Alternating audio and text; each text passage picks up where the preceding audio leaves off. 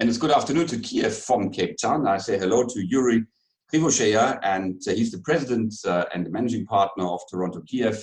How are you? Good, good. Nice seeing you, Nils. Likewise. What are you wearing there? That's very colorful. Thank you. I'm wearing a Ukrainian national football jersey, and our team has been, very successful recently, and that's what draws also attention to our country.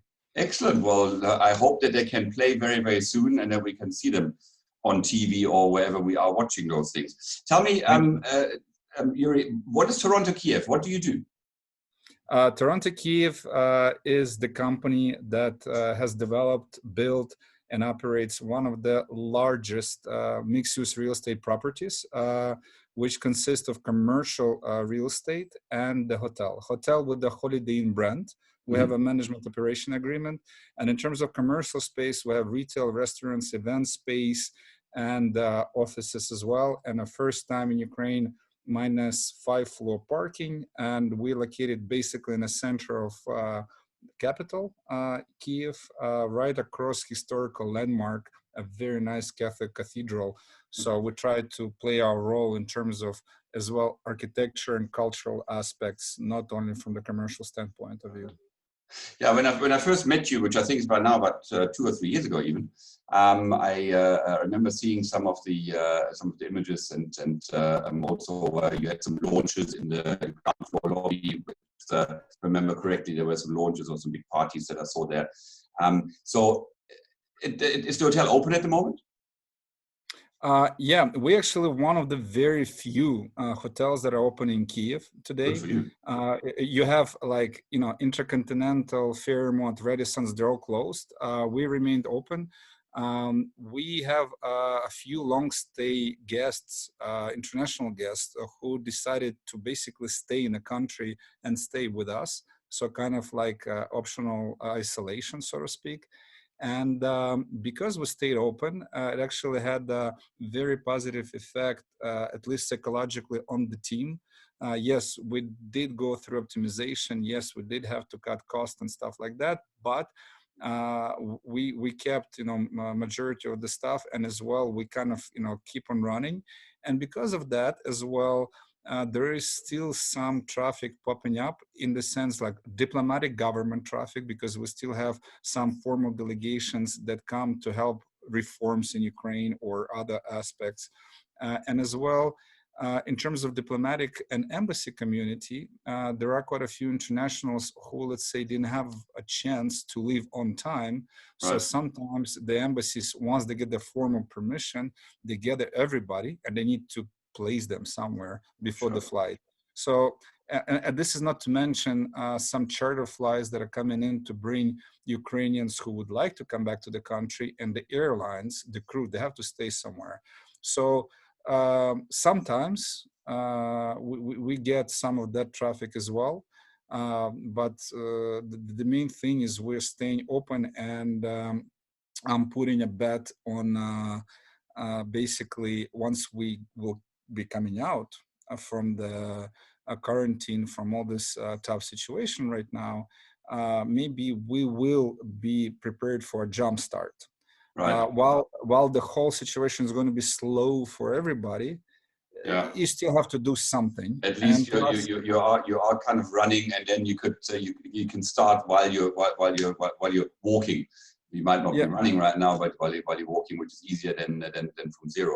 Now, and for today, I just would like to mention it's maybe an expensive exercise, but it should not be looked at out of context, and we should look long term. So I think in the long term, I really believe it will play out.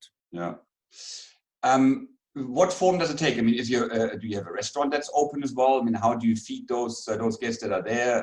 Is it delivery, room service, or how does it work? By law, we're not allowed to keep the restaurants open. Actually, the restaurants and the bar areas, F&B open areas, they're closed. So as you correctly pointed out, we provide food only in the rooms to our clients. Right. And another thing is that we're always trying to be creative in terms of what else we can do. And taking consideration that our kitchen facilities are working in any case, we set up an additional initiative to have a takeout for the market around us. And the next step is going to be delivery. So essentially, because of the crisis, we are starting to develop an additional business line. While we cannot talk about huge revenues or anything, but I'm just saying conceptually, once you're creative, you can think about something else. Yeah, always looking for opportunities. Talking about opportunities, when we last chatted, I think it was in France, in MIPIM, at MIPIM last time, or was it in Vienna, maybe in Vienna. You were mentioning that there was a pipeline, that you were planning other developments. What's happening with those? Are they shelved? Are they delayed? How does this affect this current situation? How does it affect your pipeline? You're absolutely correct. I have another hotel in my particular portfolio, which is Holiday Inn Express. And as of now, of course, this is a little bit on pause because it depends on a lot of factors. First of all, of course, once we'll understand how the market will develop, we'll have to readjust the models, maybe the concept a little bit, maybe some other aspects. Another thing is that while how Ukraine is different from other markets is that we still have low liquidity on the market and a lack of proper financing. So that might and actually will have an effect on future development. So I very much hope that we as a country, as a government, will pass a few remaining laws that are CPs to IMF financing.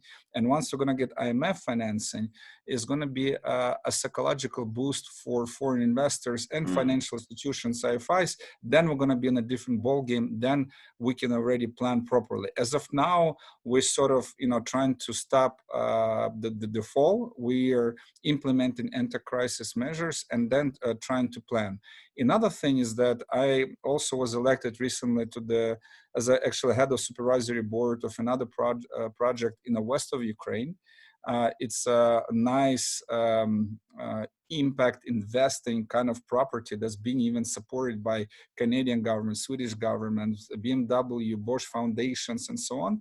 And as a component, we have there a budget hotel and a hostel pre-planned. And as a coincidence, this morning, I was going together with the team with a financial model, which we were readjusting, but nobody canceled the plans. So what we understand, the pipeline, yes, it will be affected in terms of the time, in terms of concept implementation, which will probably affect every single square millimeter. But I think travel will never disappear. So it's just the strategy probably is not changing, but the tactics of implementation and the roadmap, it will be changed. Now, when we say concepts and how concepts might change and certain things, where are sort of the top three, let's say, that you see that might change? That might be an answer to current situation. Is it a different concept altogether? Is this a slight variation of a theme, or do you see that the big change coming from? Well, I think there are going to be changes on a global level in terms of hospitality industry, and there are some particularities about Ukrainian market, which is different still from all other markets.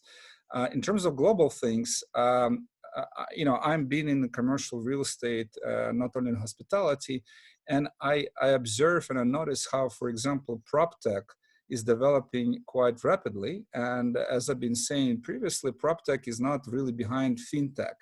And now with this crisis, you see PropTech and various interesting solutions, IT solutions, they're not slowing down in development. No. So I think there's going to be a lot of interesting implementations, whether it's relating to cost efficiencies, whether it's for even management decisions. I'm not talking about reservation and other things, but I'm talking about really affecting the customer, the guest experience like never before, even including the business traffic, because all of us already, despite the generation, despite the habits, we already got used to this type of the meetings. So I think that will just underline the fact that people can meet differently, but they still will need, they still will travel. Right. So I think there's going to be a technological innovational aspect. Another thing is that, for example, depending, of course, on a brand standards, like if you take 4 stars or similar, Sure. majority of your revenues are coming from room revenue, and F&B component in comparison to 5-star is much a smaller proportion. However, based even on the initiatives that I'm implementing in our hotel, you have a chance that those proportions will change.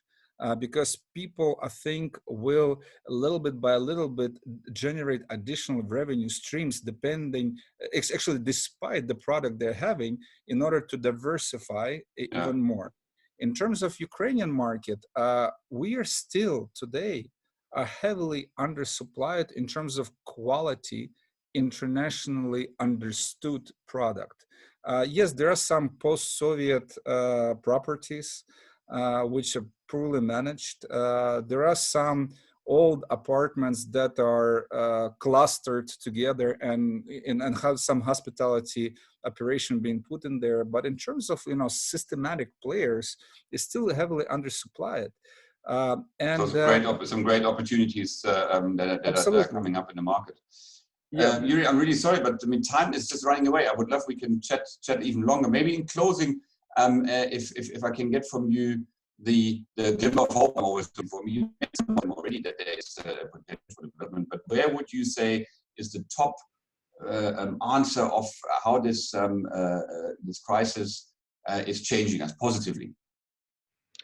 I would like to note one thing. I think this is very important to realize, and in some weighted average, it affects every single market. This is my opinion. Every country is going to experience a different roadmap of coming out from quarantine. The borders of every country are going to be opened in a different scenario, different timing. This is one piece of story. Another piece of story that the planes will not start flying on the same level as before because of many reasons. Yes. So that will scare a lot of people. But I think there is a big opportunity there, because that means that a lot of people who were spending a lot of money on other markets, they will not be able to leave the country. That means maybe not all of them, maybe not 100%, but they will not have another chance but to spend this money in the local market. So that means with that kind of demand, there might be a sophistication of the local markets taking place. Right. That means that demand will probably lead to sophistication of supply. That means that probably some of the market gaps will be closed, because these people will expect the same experience, especially today when it's going to be super client-oriented market, to get the same as they got in Côte d'Azur or London, or it doesn't matter. So I think there is a big opportunity, and it's for each market player to identify those segments of the economy which drive the most value: agribusiness, IT. Blessed are those with the domestic market, and the other ones will have to look at least for the regional markets to open up again until long haul is coming back. Yuriy, as I said, I would have loved to spend more time with you. Thank you so much for your time. I said kind regards to Kiev. Hopefully we can, as I said, can see the team playing in the jersey very, very soon again, and all the very best to you. Thank you so much. And thank you as well, and good seeing you. Thank you.